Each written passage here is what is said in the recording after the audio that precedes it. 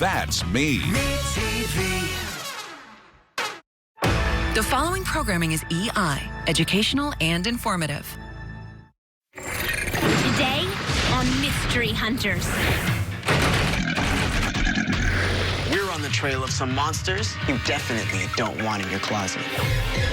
I uncover skeletons in Prague that might be the remains of vampires. The vampires, they were really everywhere.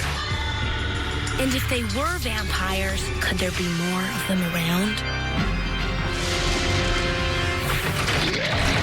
And I look for a legendary monster called Inkanyamba. It's a very dangerous beast. There was this huge snake-like creature came out of the water. If there's a monster hiding under this waterfall, I'm gonna find it. I definitely saw something. And Doubting Dave shows you a few cool ways to make your friends think you are a vampire. This is Mystery Hunters.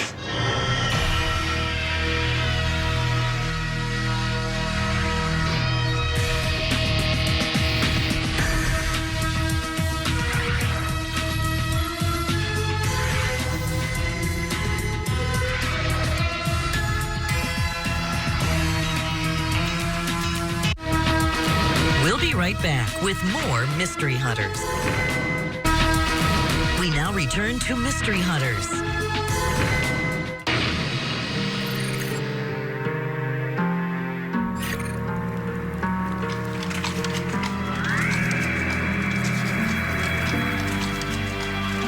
I'm patrolling the streets of Prague. And what I'm looking for only comes out at night. This is the time of the vampire. During the Middle Ages, pretty much everyone believed in vampires. It was just a normal part of life. But now, hundreds of years later, someone might have dug up proof that they actually exist. Sorry, why are we stopping?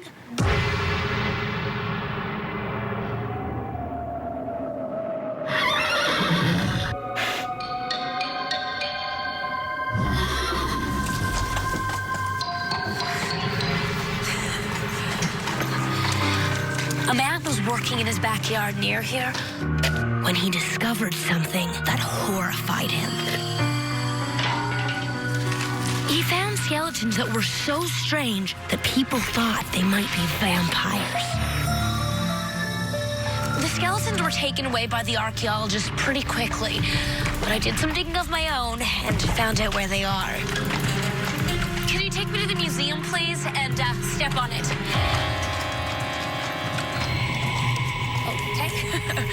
This is good, too. The public's not usually allowed down here. But as a mystery hunter, I get special access. Ahoy, Vitorius. Hello. Už tady na tebe čekám. Am I about to see the bones of a vampire?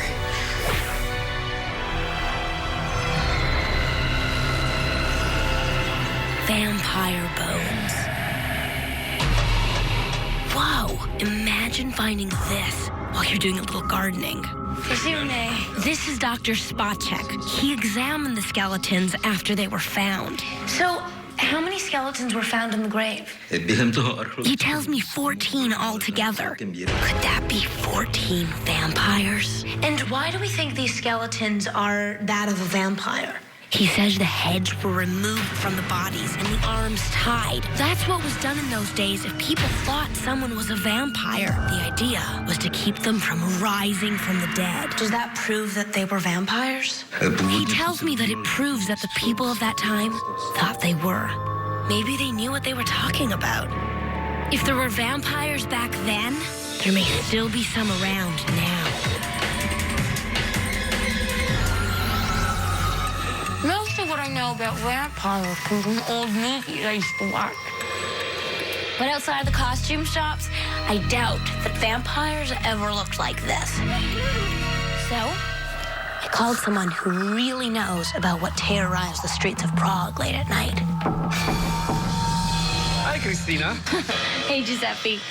Dr. Giuseppe Milo has studied the local vampire legends. If there are any more vampires sleeping in their graves, he may be able to tell me how to find them. You know, in these lands, the vampires, they were really everywhere. The legends say that the vampires would come out of their graves to attack the living, and the people of the Middle Ages were very afraid of that happening. For example, you were a strange person.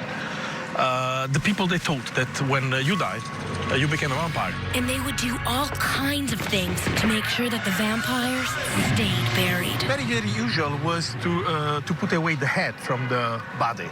But maybe they didn't get them all. Maybe I can find a living vampire. Is there any way to tell if someone who's buried is a vampire? Yes, there were some ways, but the most common way, for example, was to lead a horse in a graveyard. The old stories say that horses are very sensitive to vampires, and if the horse acts strangely... And to refuse, for example, to cross a grave. In this case, the people, they were sure that on that grave, there was a vampire. Are there vampires still sleeping underground, waiting for the right moment to crawl out of their graves? I'm at the cemetery, and I brought a friend. If I find a grave that he won't step over, does that mean we found a vampire? Oh my gosh, he stopped. Maybe this is a vampire grave. Okay, I'm checking it out. Hold on. Maybe I'll be able to hear him moving around in there.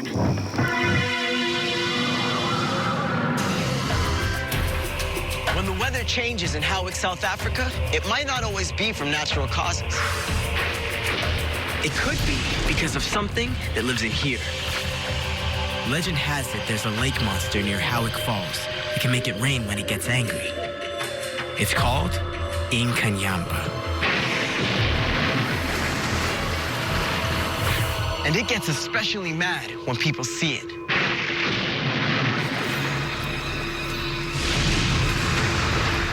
This is Kwanda Ndulu. He's from the Zulu tribe, and they know a lot about the Inkanyamba. It can change the weather in a way that you can get like a huge storm, really strong winds that can like blow houses. It's a very dangerous beast. Sounds impossible? I thought so too, until I found someone who saw it. Can you tell me what you saw at Howick Falls? Okay, it was early in the morning, around about 7:30. Normally, I come down here to have a look before I start work. And as I looked over the edge of the falls from the viewing platform, there was this huge snake-like creature came out of the water. For a few seconds, then it slipped back down into the water again. Well, how big was it? Must have been about 5 or 6 meters long. 5, 6 meters. I asked Bob to stand 6 meters away from me. 5, 6, but that's Man, about the size of it. That's a big creature. As big as a giant shark. Or a killer whale. What makes you think that it was the Inkanyamba? Well, the Inkanyamba means the rain snake in Zulu. The rain snake? They say that whenever you see the Inkanyamba, the weather will change and there will be floods, and that's exactly what happened. Bob said as soon as he saw it, a huge thunderstorm came up, and he ran for his life. I didn't actually take this picture myself. After Bob Teeny saw the Inkanyamba, he put an ad in the local newspaper and offered a reward for a picture of the monster. A few days later, someone sent in this photograph. It's huge. Bob Teeny says that he saw the giant creature at the bottom of this waterfall.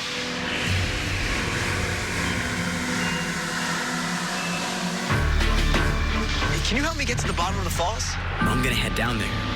Only thing is, it sure is a long way down. I'm about to go over the edge. It's a vertical drop.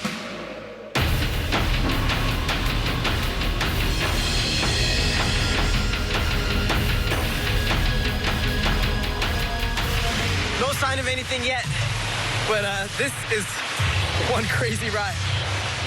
Wait a minute, there is something in the water. I see it.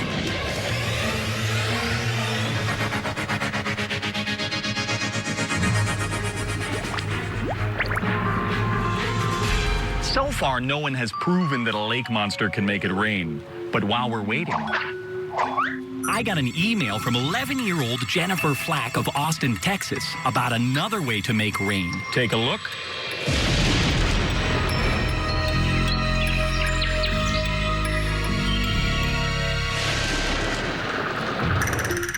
got me.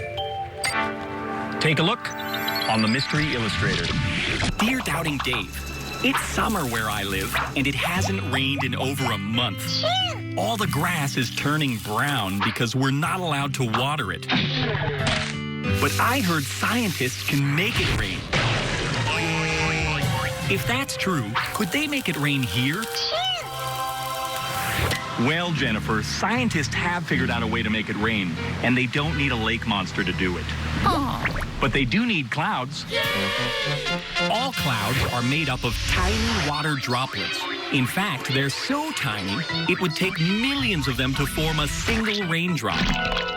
But a cloud only rains if the air around it is warm enough or wet enough for the teeny droplets to combine into bigger drops. Then, they drop. So how can scientists make a cloud rain? They sprinkle a few basic ingredients in it that turn the tiny drops into bigger drops.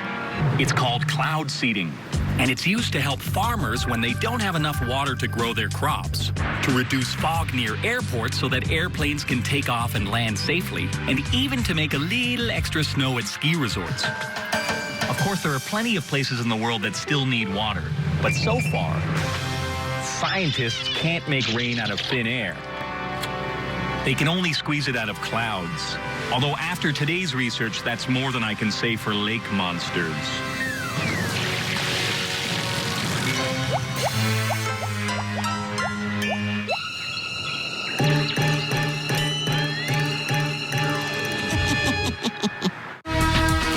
We'll be right back with more Mystery Hunters. We now return to Mystery Hunters. These might be the skeletons of vampires that were prevented from coming back to life by having their heads removed. Could there be live vampires hiding underground in this cemetery? The legend says that a horse can sense the presence of a vampire. If he refuses to walk across one of these graves, that might mean there's a vampire at my feet. Okay, now tell me if you see anything or you feel anything weird. I'm counting on you. It's not time to eat. We have to go look for vampires. Come on. Okay, we'll eat later. Maybe we should try some older graves over there. Yeah, come on.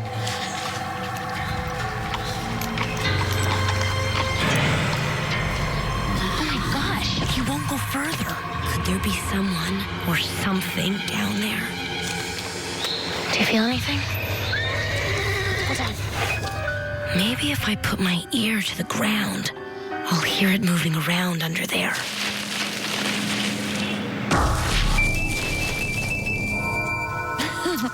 Maybe the vampires are all just out of their graves, walking around. To illuminate and warm this circle, they call upon light and fire. Bingo. Is there a monster in this lake that can make it rain? This man says he's seen it. And I think I just saw something down there too. I guess I'm going in for a closer look.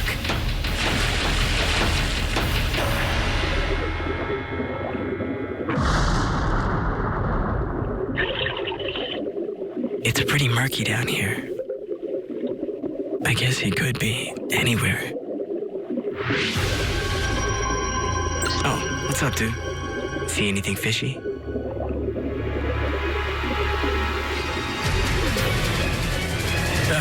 Something touched my leg.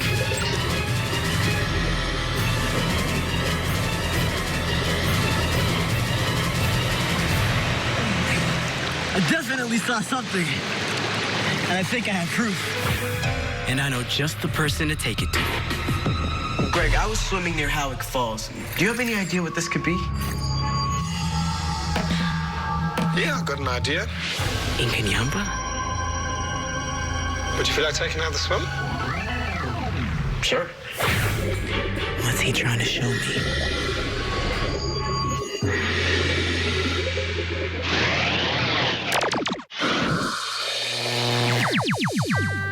If vampires exist,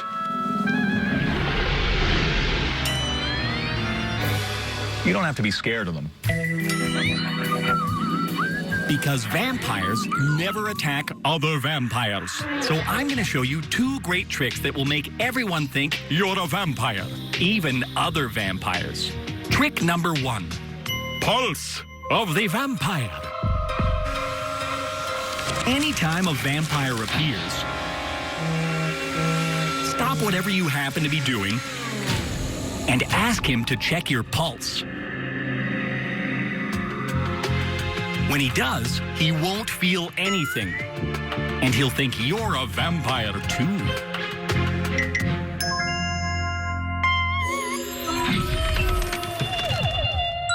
So how do you do it? Keep a soft rubber ball with you at all times, and when you want to do this trick, secretly wedge the ball into your armpit. Of course, you might have to be sneakier about it when there's a vampire watching. Once the ball is in place, check your pulse. It should still feel normal, but when you press your armpit against the ball, you feel your pulse slowly fade away until it's gone, just like a vampire. Trick number 2, head of the vampire. If you sense there's a vampire nearby, start stretching your neck like it's stiff and say, "Man, ever since I was beheaded, my neck has really been giving me trouble." That should get the vampire's attention, because even if he's never been beheaded, he might know other vampires who have. Now prove you were beheaded like this. I'd better make sure it's screwed on tight.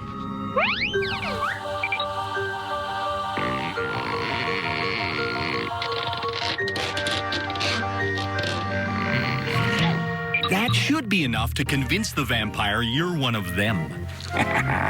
What's the secret?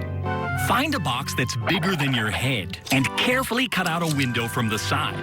Now put the box over your head so you can see out the window, and you're ready for your trick. Slowly turn the box while you turn your head the same way. But as soon as the person in front of you can't see your face anymore, keep turning the box with your hands while your head turns back the other way.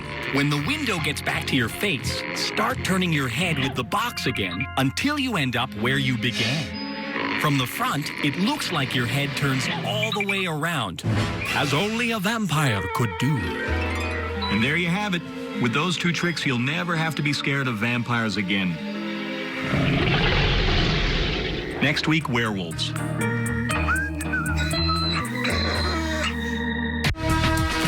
We'll be right back with more Mystery Hunters. We now return to Mystery Hunters. I caught a glimpse of something big near Howick Falls. Was it the rain-making lake monster, Inkanyamba? To find out, I have to take one more swim. This isn't a lake monster. It's an eel. But it's pretty big, too. I guess that's what I took a picture of. Well, that was pretty cool, Greg. Do you think they have eels like this around Howick Falls? Yeah, definitely. Well, how big do you think they get? 5-6 feet.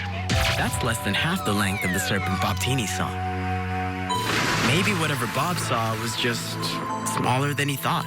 It was a long way from where he was. He might have made a mistake. So do you think this could be an eel? Nah, that's a prehistoric sea creature called a plesiosaur. There were never any of those around here, not even millions of years ago. So the photos are fake? Most likely. Maybe whoever cooked it up just wanted the reward money Bob was offering. It sounds like the serpent Bob Teeny saw was probably just a regular eel. In fact, Greg told me that eels do jump out of the water sometimes. As for the thunderstorms after Bob's sighting, The weather will change and there will be floods, and that's exactly what happened. he saw the serpent in October, and that's the beginning of the rainy season here. So it might have just been a coincidence.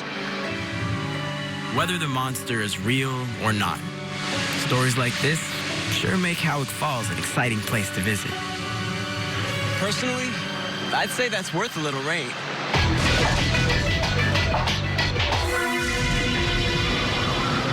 Hundreds of years ago, people thought these were the skeletons of vampires. So they buried them with their heads removed to keep them from climbing out of their graves and attacking people. But were they really vampires?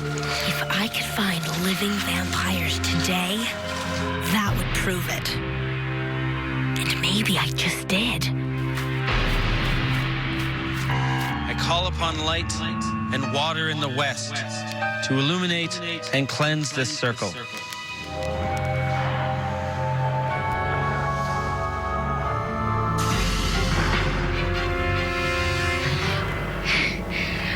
Are you guys vampires? No, we're pagans. What are pagans? Pagans are people who believe in multiple gods, many energies, and we believe in magic. So these people aren't vampires. They just have a religion that seems different to some of us. Could those bones in the grave be the bones of pagans too? In the old days, people were very superstitious, and they believed that people who were different were to be feared. And so pagans were different people, and they were blamed for all sorts of things, diseases and things that would go missing. And so they were outcast oftentimes. So if someone seemed strange in life, they wouldn't trust them in death. They would dig them up and make sure they wouldn't come back as a vampire. Too bad people were so superstitious back then, or they might have found out that pagans are actually fun people to hang out with. Well, I like this ceremony. To Christina, with her open mind, and plant a stake in our hearts. It looks like the people buried in that grave weren't vampires. They just acted differently. And even after all of these years, there's still no proof that vampires exist. Oh, not this again. Sorry, why are we stopping? Things aren't always what they seem. Araya! Well, I guess I will not be needing this anymore.